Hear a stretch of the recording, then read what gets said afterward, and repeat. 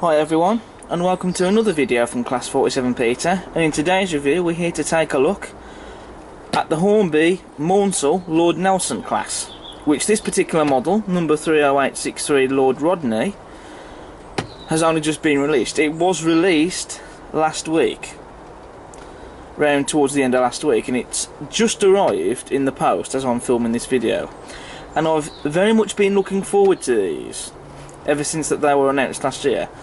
I've seen them in the pictures and I saw them on display at Wally last year, and they do look stunning models. So sit back and relax and enjoy as I take a look at the Hornby Lord Nelson.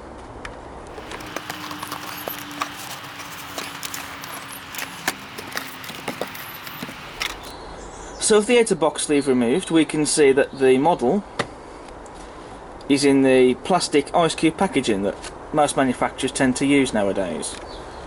With the plastic packaging now removed from the box, we have the instruction manual for the model. And with the outer plastic sleeve removed, we have the detail pack inside. So we have couple of brake rods and some drying cocks, which will be quite interesting because on the S15 they're quite chunky and I had problems with the bogie going around corners, so I had to take them off. So I will definitely add these, which will be fun to add. I've also got a name coupling in there, as well as some vacuum pipes and some footsteps to go on the front of the loco, so I shall add those on later. So this is the model out of the box. Now there has been a delay with this model because it should have come out last year and it never did, but this is because that not all Hornby's models are made in one factory. They have a number of different factories that produce the models, and so this means that if there's a delay, delays will affect certain models but not others. So that is one thing to be mindful about, but then again it's not like we've had to wait donkey's years for this model. We've only had to wait a year for this model. You know, it shows that, you know, the wait for models, it is worth it in the end when you get them. So moving on to the detail. So first of all we have this pre-fitted, separately fitted brake pipe slash vacuum pipe, whatever you choose to call it. There's also, as standard now with most models, sprung metal buffers. We also have separately fitted lamp irons, as you can see there, on the running board and on the smoke box door, as you can see, as well as a separately fitted metal handrail on the smoke box door. And we do have quite a few rivets on the smoke box door as well, and on the running board, which is nice. There's also a lot of rivet detail on the smoke box, and we do have a very nice chimney, which also has a lot of rivet detail on as well, as you can see. So that looks fantastic. We also have the separately fitted metal handrail running alongside the model there on both sides of it, as well as the steam piping, but that has been separately fitted, that runs on top of the handrail. Then you have this piping here and here at the front of the cab, which is painted and separately fitted. And we also have the reversing lever as well there, as you can see, which looks very nice. We've also got the nameplates as well. They're not etched nameplates, and we don't get any etched nameplates with the model, but that's not really a problem because, I mean, the detail on these nameplates that we get with the model is quite nice, and I do like the printing, as you can see there. So the detail on these nameplates that we already get on the model, it is still very good, just as good as on the etched nameplates, I think. We have glazing in the cab windows, And we've also got the safety valves, which these are made out of turned brass. And then we've got the whistle, which doesn't look to be made out of brass. That looks to be made out of plastic. But it is painted, and so that still looks nice, I think. And it still blends in with the safety valves here as well, I think, in my opinion. So that still looks good. Now it goes without saying that we can't really leave out the cab interior detail on this model. I mean, just look at it. You have the regulator there, the handbrake, the gauges and the dials. It's all painted. Although it is interesting that these little detail parts here, these what I like to call the little turning wheels, the hand wheels I should say rather, I'm not sure if they are supposed to be in that position, as you can see here, which is interesting.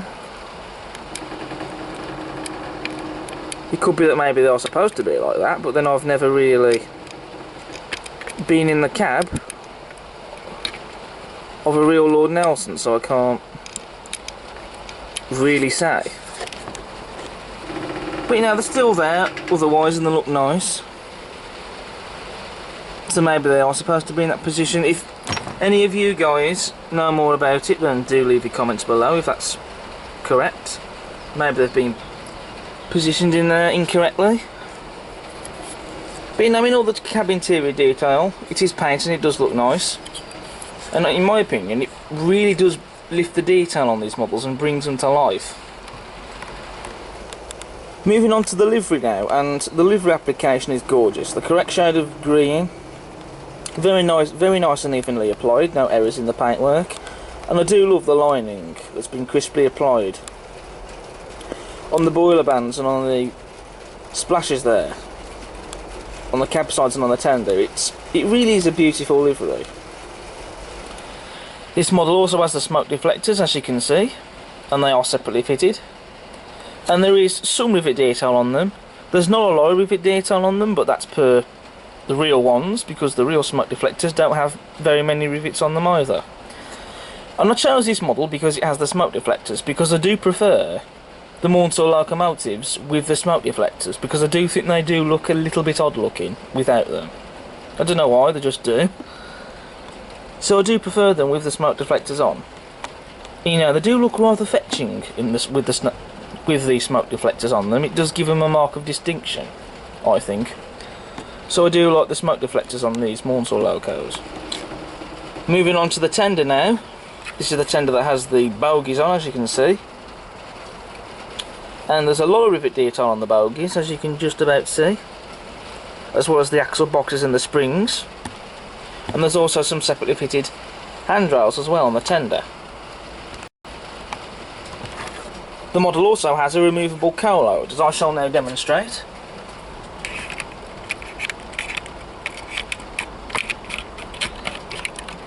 Like so.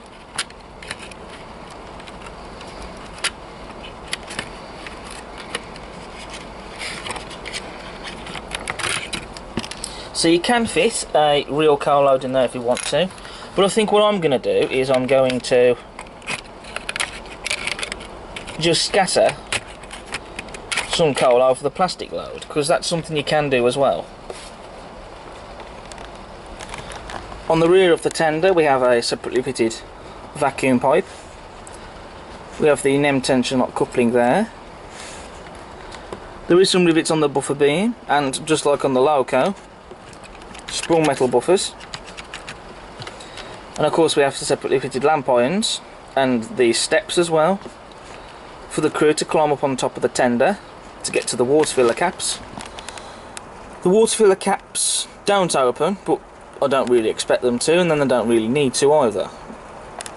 Then we also have these, which are the air tanks, if I remember rightly. They are separately fitted, and there's some nice details on those, and so they do look really nice. So now we come to the running performance for the Lord Nelson class, and doesn't she look magnificent? I do love my Southern Region locomotives, as you all know. The Southern Region is my favourite region out of the big four, and in my opinion I think the Southern Region had some of the most interesting and some of the most unique looking locomotives, in my opinion. So I do very much love the southern region, and I do love the southern region locomotives. But moving back onto the model, so you can see from the box she's a smooth runner. And she runs how we expect the model to, straight from the box. And she has had some good running in now. She's had a good few minutes or so running in. So I'm looking forward to putting her on the loaded test run to see how she manages with that.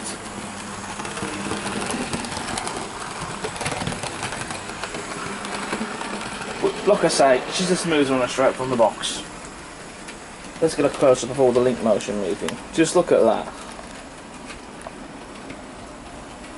Stunning. Absolutely stunning. So now we come on to Lord Rodney's loaded test run, in which she's pulling a rake of Bachmann bullied coaches, which is actually new to the layout, which I bought a week or so ago. This is the first time I've had the 4-rake running on the layout, and as you can see, the model manages absolutely fine with the coaches. It's almost as if they're not even there.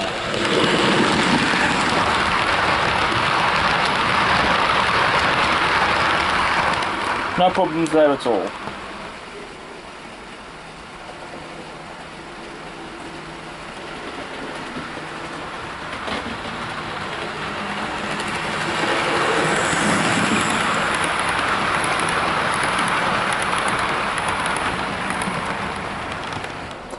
So what do I think of the Hornby Lord Nelson 30863 Lord Rodney?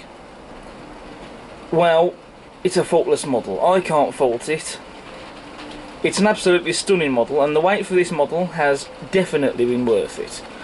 And I highly recommend that you go out there and buy one of these Hornby Lord Nelsons, because they are exquisite models. They really are. And definitely well worth the money as well. And definitely worth getting if you are a fan of the southern region and a lover of all things southern, like I am. So that now brings me on to the end of this review on the Hornby Lord Nelson class locomotive. Thank you ever so much for watching. I hope you've enjoyed this video. As always, subscribe to the channel and check out my other videos, and also see you again soon for the next video. But until then, take care.